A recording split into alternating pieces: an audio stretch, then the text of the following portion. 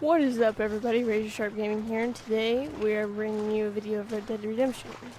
Hello. Howdy.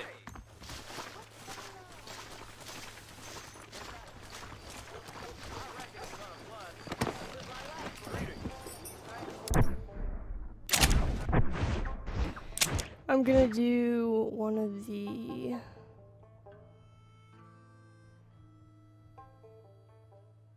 Nigel West missions in this video. Yeah. Or not.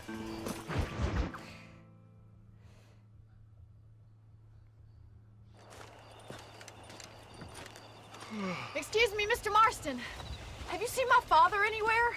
No. He went out this morning to ride the land and was supposed to be back hours ago. I don't know. The ranch hands have been out looking, but so far they found nothing.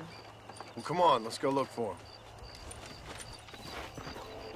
Let's head out. He couldn't have gotten far.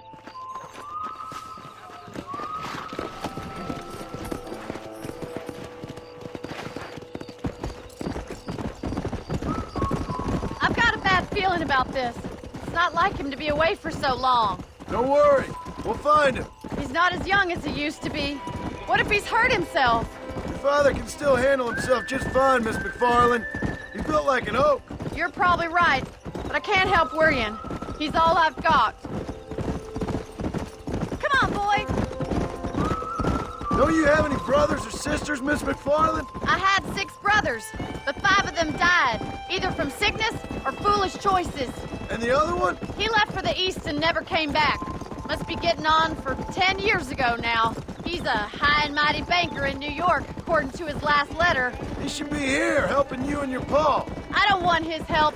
He can live his life any way he wants. But when I see those city fellers coming in on the railway, all dressed up like a sore toe, I fear a little for his soul. He switched his saddle for a tie, and that's fine. I just never met a man in a tie I could trust. Look, I think I see someone.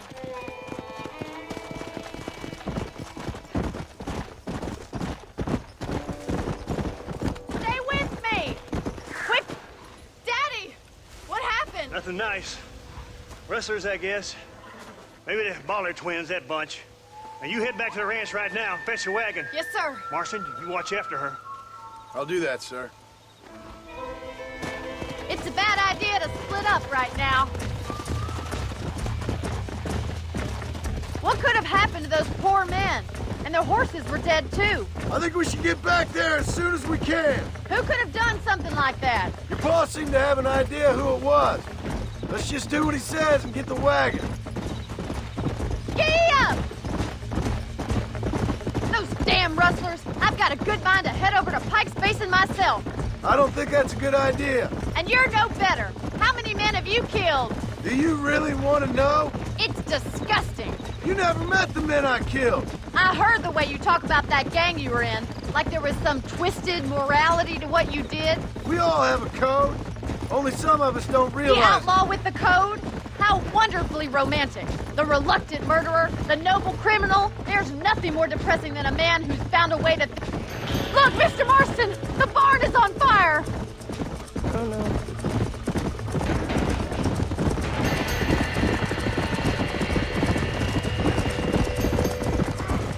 Yeah! There ain't enough of us! Move on! Help me, will you? We gotta get There's to the no way horse. in through the front! Close! Somebody get We the have to horse find out! another way to get in there! They're trapped in there. I think there's a way in around the back.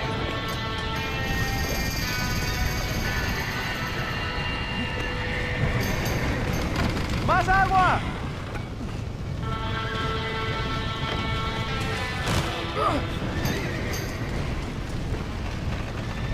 Put it out! This game was clearly not made for parkour.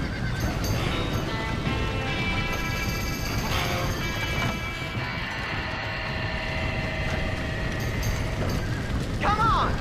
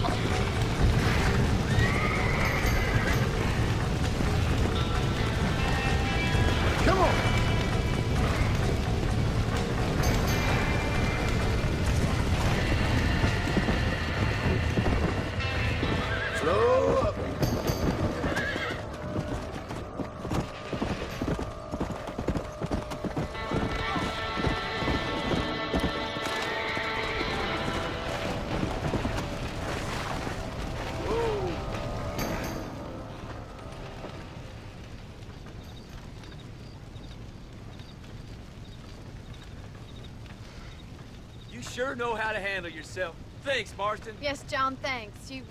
Well, you saved the ranch. If you'll excuse me, I've got chores to attend to. Hey, hold on a second over there. Sincerely, John. Thank you. Well, did all I could, Miss McFarland. Sorry about all the damage. That gang seems to really want you out of here. Yeah, well, my father fought Indians. I scarcely think we're gonna be frightened by some white trash. White trash can be pretty frightening. Well, they don't frighten me. Good. John, my family owes you a great debt. I think you got enough debt. You saved my life. All I ask of you is this. If I get back home and get my farm started back up, you'll sell me some cattle. I prefer doing business with people I know. Of course, Mr. Marston. It'd be my pleasure. Well, you get some rest. I've got to go see how my father's bearing up.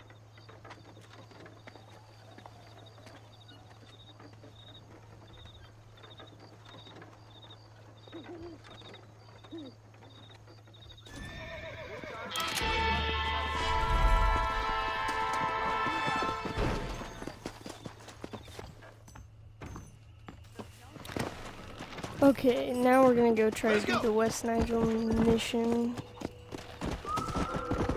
I was trying to do it last time, but I ran into the X for Bondi's mission, so that didn't happen. Go! Yeah!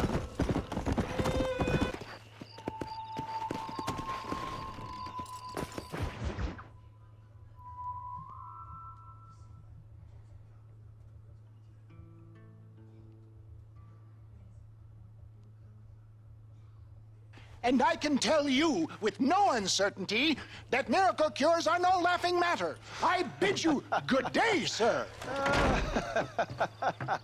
Oh, Mr. Marston, good to see you. How have you been keeping? I'm well, Mr. Mr. West Dickens.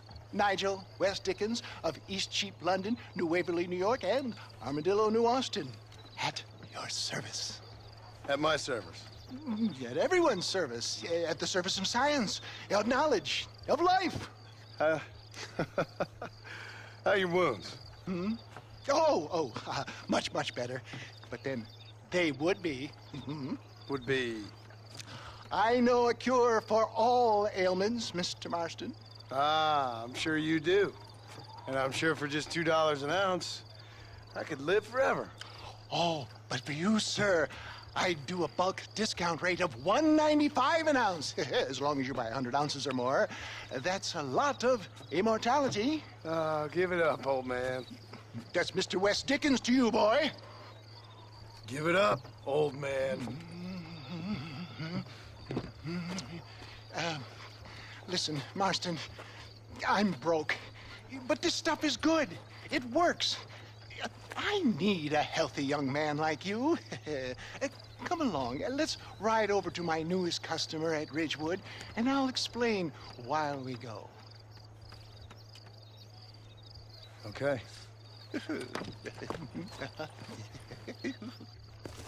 All right, John, let us make haste for Ridgewood Farm. This will probably be the last mission, and then I'll end the video. I heard about you, Mr. West Dickens. And I about you, John Marston. Hoodwinking the weak, gullible out of their hard-earned money. Stay on the road! We're going to destroy the merchandise! My dear boy, it is you who is gullible, if I may be so bold, for heeding such ill-informed scuttlebutt. You're as full of wind as a horse with the cog. I have been blessed with the gift of language, and for that I will not apologize. But the West Dickens elixirs speak for themselves. My thousands of happy customers attest to that. If my tonic is such a sham, how do you explain the fine battle in which you find me? Last time you saw me, I was knocking at death's door. You should thank the doctor for that. I reckon you were acting it up worse than it was. Act I can, John. A more convincing Othello there has never been. and so shall you, a fair Iago or Cassio make. I don't like the sound of this. Showmanship, John. The flourish, the bow.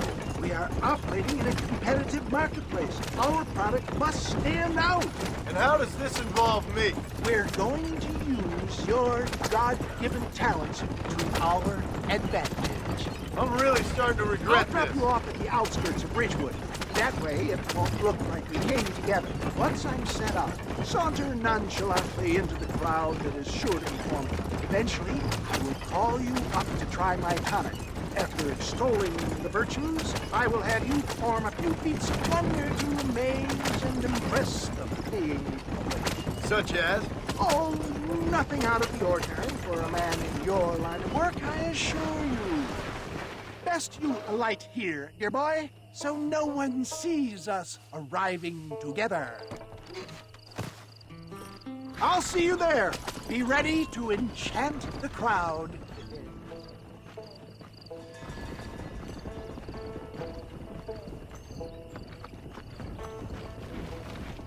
That was kind of weird, I'm not even gonna lie.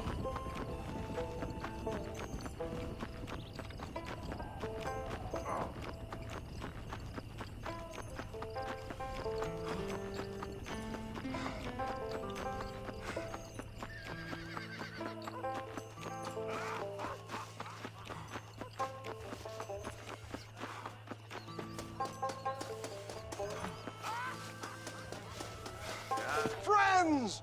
Hard-working souls of Cholla Springs, gather round, gather round. Do you suffer from rheumatism, lumbago, acute chronic sciatic, neurologic, or inflammatory pain? Well, I represent the only company that makes the genuine article that cures headaches, neuralgia, earache, toothaches, backache, swelling, sprains, sore chests, swelling of the throats, contracted cords and muscles, anxieties and ravaged nerves, stiff joints, wrenches, dislocations, cuts and bruises, and it adds vitality and vigor to the healthy man. Yeah, right. Can you prove it, old man? Oh, I'm sure there's some customer here who could prove the qualities of it by taking a drink right now. You, sir, come up here. Step right up. This is definitely staged. That's the spirit. Ladies and gentlemen, pay close attention. This poor, wretched volunteer, entirely unknown to me, will demonstrate the effects of Dr. West Dickens' own patent tonic. Be you a cowpoke or athlete, this miraculous elixir developed with the wisdom of the East keeps the muscles supple and relaxes the cords. It loosens the joints and gives a feeling of youth and vigor to the whole system. Not possible, I hear you say. Well, doubt no longer. Faith can move mountains, but I ask not for faith. I am a man of science, and today science will be vindicated. Your eyesight has greatly improved. Is that not so, friend? If you say so. That's right, it is. You heard him. What a good sport you are, sir. Now, gaze over yonder at that porch. If you squint, you may just be able to make out the skull that's hanging there. Go ahead, friend. Shoot that skull and demonstrate the miraculous eyesight you now possess. Everybody knows John Marston could do this normally. Remarkable! The eyesight of an eagle, granted by imbibing Dr. West Dickens' own patent tonic. Anybody can make that shot. This man is a fraud. If your eye's so damn sharp, why don't you try shooting my hat out of the air? My friends, our test case has been challenged to shoot a gentleman's hat out of the sky above our heads. You can fool these people, but you ain't fooling me. Right. Let's just see how sharp you is with a moving target. Right, friend. Here comes the throw.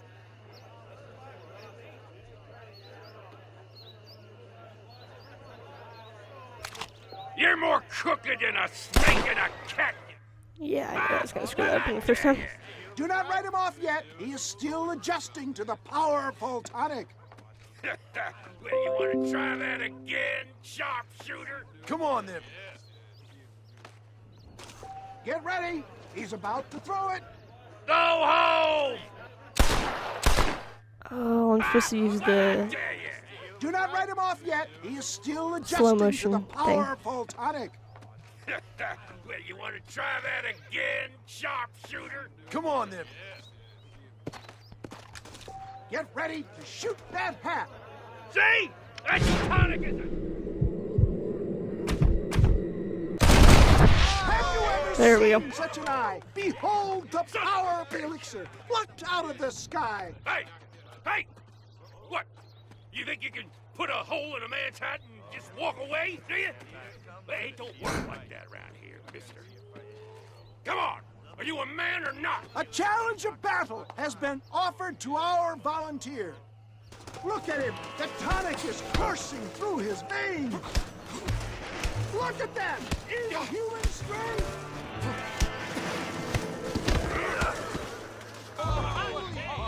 There it is, skeptics and dissenters. Irrefutable proof. Do not let this opportunity pass you by. Look, he's over there. Go get him. This ends now. Watch out! He's got a gun! Oh no. Who the hell do you think you are? You ain't leaving here alive. Wow.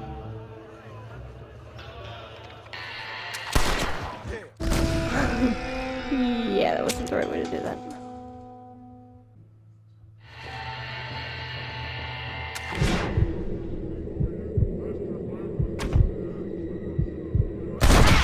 There we go. There we go. Shot, dear boy.